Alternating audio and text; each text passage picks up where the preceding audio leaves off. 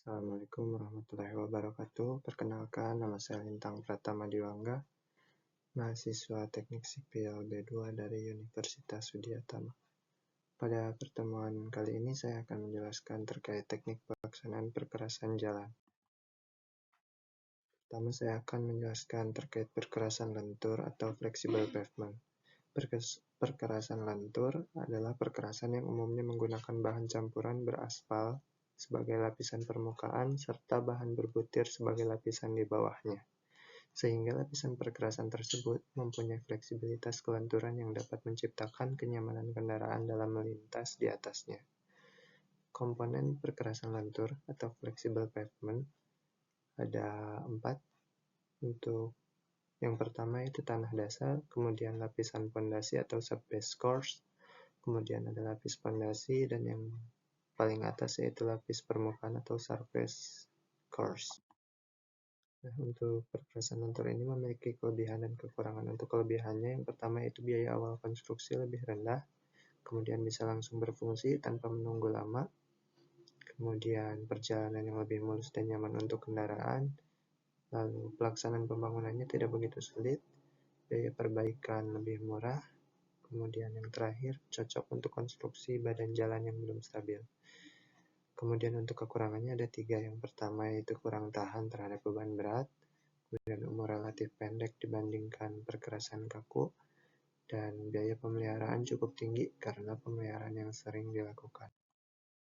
Nah, untuk selanjutnya saya akan menjelaskan terkait perkerasan kaku atau rigid pavement. Nah, perkerasan ini adalah jenis perkerasan jalan yang menggunakan beton semen atau Portland, semen konkrit atau PCC sebagai lapisan permukaan utama. Beton memiliki sifat kaku dan kuat sehingga perkerasan jenis ini lebih tahan terhadap beban kendaraan berat dibandingkan dengan perkerasan lentur atau flexible pavement yang menggunakan aspal. Untuk komponen perkerasan lentur atau untuk perkerasan kaku, komponennya ada 4 juga.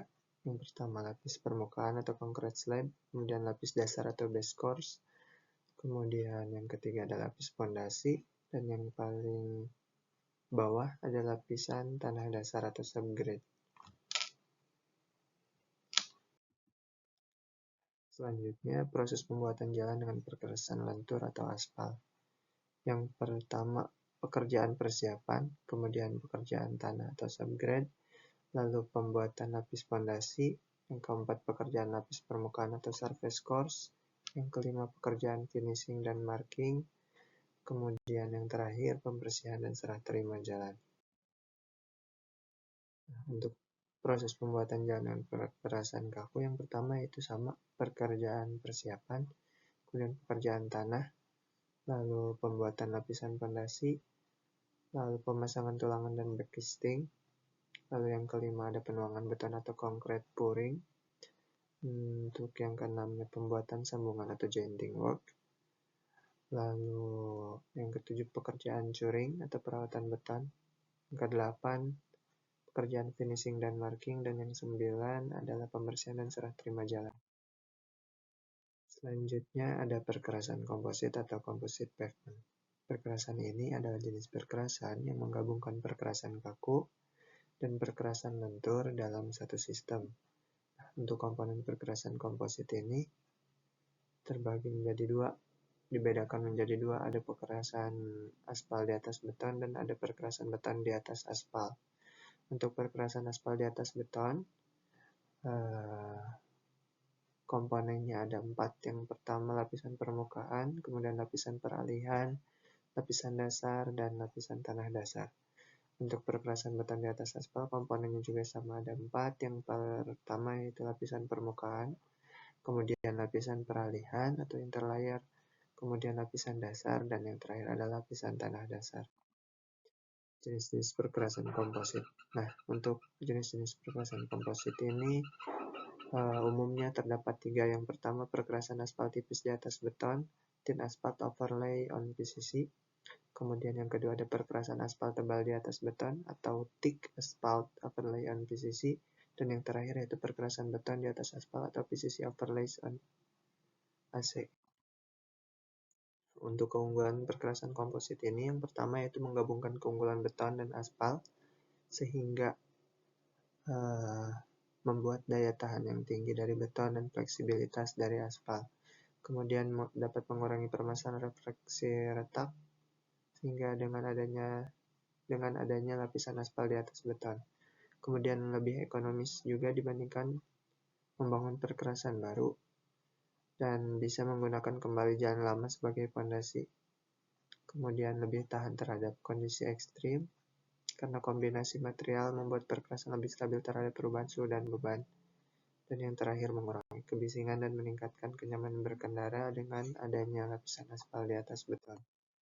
Di samping kelebihan, ada pun kekurangan perkerasan komposit. Yang pertama yaitu lebih kompleks dalam perencanaan dan konstruksi, karena memerlukan perhitungan yang lebih detail dalam pemilihan material dan ketebalan lapisan. Jika tidak dirancang dengan baik, bisa mengalami refleksi retak, karena retakan dari beton bisa muncul di lapisan aspal jika interlayer tidak efektif. Kemudian yang terakhir, biaya awal bisa lebih tinggi dibandingkan perkerasan tunggal, tetapi lebih hemat dalam jangka panjang karena umur layanan yang lebih lama. Selanjutnya, persyaratan pondasi jalan. Nah, untuk pondasi jalan terdiri dari lapisan yang harus memenuhi standar tertentu agar dapat mendukung beban lalu lintas dengan baik. Nah, untuk persyaratan utama pondasi jalan meliputi sifat mekanis dan fisik material, kemudian jenis lapisan pondasi, dan yang terakhir yaitu standar material pondasi. Uji-uji pada lapis pondasi selama pelaksanaan perkerasan jalan. Sebelum dan selama proses konstruksi, berbagai pengujian dilakukan untuk memastikan kualitas lapisan pondasi sehingga dapat menciptakan jalan yang nyaman dan aman. Nah, berikut adalah beberapa uji utama. Yang pertama, uji gradasi agregat, kemudian uji kepadatan atau density test, dan yang terakhir yaitu uji CBR atau California Bearing Ratio. Nah, uji-uji pada lapis pondasi selama pelaksanaan perkerasan jalan. Sebelum dan selama proses konstruksi, berbagai pengujian dilakukan untuk memastikan kualitas lapisan pondasi. Berikut adalah beberapa uji utama. Yang pertama adalah uji gradasi agregat, kemudian uji kepadatan atau density test, kemudian tadi uji CBR atau California Bearing Ratio, kemudian ada uji kuat tekan bebas atau Unconfined Compressive Strength atau UCS, lalu ada uji kadar air dan uji plastisitas tanah, kemudian ada uji ketahanan aus atau biasa kita sebut dengan Los Angeles Abrasion Test, lalu ada uji daya dukung dengan DCP atau Dynamic Penetrometer. Selanjutnya, karakteristik agregat dalam perkerasan jalan. Agregat adalah material utama dalam perkerasan jalan yang berfungsi sebagai bahan pengisi dan penahan beban lalu lintas. Karakteristik agregat sangat mempengaruhi kinerja perkerasan jalan, baik dalam hal kekuatan, daya tahan, maupun stabilitasnya. Berikut adalah penjelasan lengkap mengenai jenis, sifat produksi, dan pengujian agregat dalam konstruksi jalan raya. Nah, untuk berdasarkan ukuran, dibagi menjadi 3. Yang pertama ada agregat kasar, agregat halus, dan yang terakhir adalah filler atau bahan pengisi. Kemudian berdasarkan bentuk dan tekstur permukaannya dibagi menjadi 2. Yang pertama ada agregat bulat, dan yang kedua ada agregat bersudut.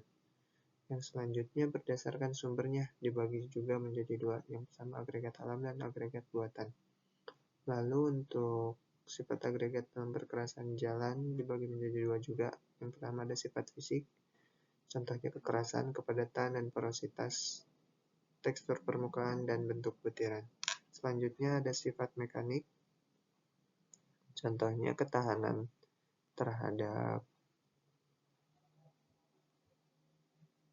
beban tekan, lalu ketahanan terhadap keausan, dan ketahanan terhadap benturan.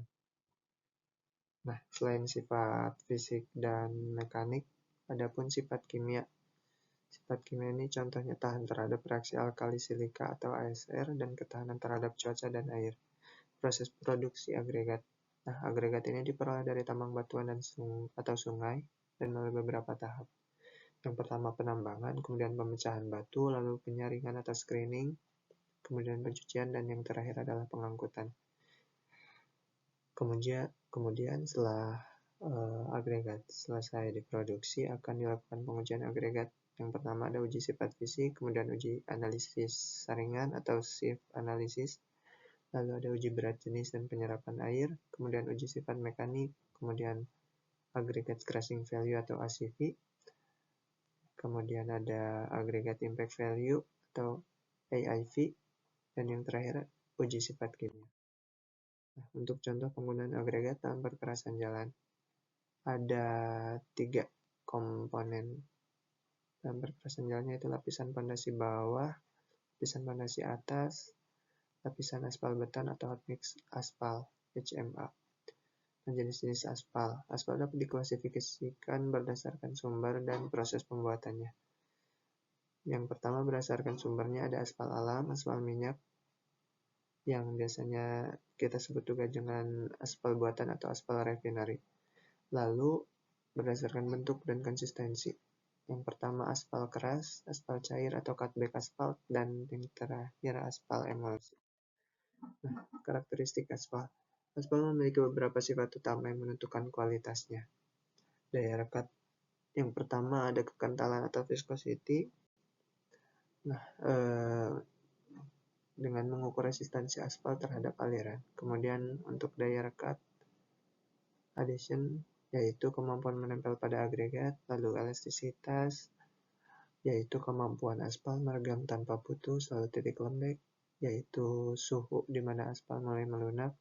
Kemudian titik nyala atau flash point, yaitu suhu minimum saat aspal mulai mengeluarkan gas mudah terbakar.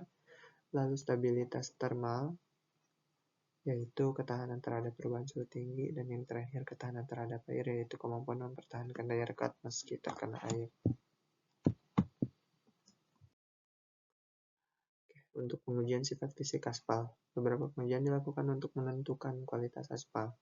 Yang pertama pengujian penetrasi, lalu pengujian titik lembek, lalu ada pengujian ductility, lalu pengujian viskositas, pengujian flash point dan fire point, lalu pengujian loss on heating, pengujian solubility, dan yang terakhir pengujian Dakota. Jenis retak, distorsi, deformasi, kekasaran pada jalan, dan cara mencegah atau memperbaikinya. Jenis retak ada 3. Yang pertama retak buaya atau alligator cracks, lalu retak memanjang dan melintang, dan yang terakhir retak refleksi. Nah, untuk pencegahan dan perbaikannya, yang pertama untuk pencegahan, dengan menggunakan material berkualitas, kemudian desain perkerasan yang sesuai, dan pemadatan yang baik. Nah, untuk perbaikannya menggunakan sealant atau tambalan aspal untuk retak kecil, sedangkan untuk retak sedang hingga besar memerlukan overlay atau rekonstruksi lapisan. Nah, untuk jenis distorsi ada 2. Yang pertama gelembung atau blow up, dan yang kedua ada gundukan atau softing. Selanjutnya pencegahan dan perbaikan. Untuk pencegahan dengan menggunakan bahan perkerasan yang ekspansi termal rendah dan pemadatan yang baik. Kemudian untuk perbaikannya mengganti atau memperbaiki lapisan perkerasan yang rusak. Untuk jenis deformasi ada 2. Yang pertama ada amblas atau depression, dan yang kedua ada luruh atau rutting. Untuk pencegahannya desain struktur jalan yang sesuai dengan beban lalu lintas dan kondisi tanah. Lalu untuk perbaikannya pengisian dan pemadatan ulang untuk amblas, serta perataan atau overlay untuk rutting. Nah, untuk jenis kekasaran ada 2. Yang pertama lubang atau pothole, dan yang kedua yaitu permukaan kasar atau raveling. Untuk pencegahannya dengan menggunakan campuran aspal yang tahan lama dan melakukan perawatan rutin. Kemudian untuk perbaikan, lubang dapat diperbaiki dengan patching, sementara raveling memerlukan peremajaan atau overlay. Faktor penyebab kerusakan jalan. Nah, yang pertama ada beban lalu lintas berlebihan, kemudian ada kualitas konstruksi buruk, lalu faktor cuaca dan lingkungan, bisa juga karena sistem drainase yang buruk, dan kurangnya pemeliharaan. Untuk pemeliharaan jalan ada 3. Yang pertama pemeliharaan rutin atau routine maintenance, kemudian pemeliharaan berkala, dan yang terakhir pemeliharaan darurat. Mungkin itu saja yang dapat saya sampaikan. Mohon maaf apabila banyak kekurangan. Billahi taufiq wal hidayah. Wassalamualaikum warahmatullahi wabarakatuh.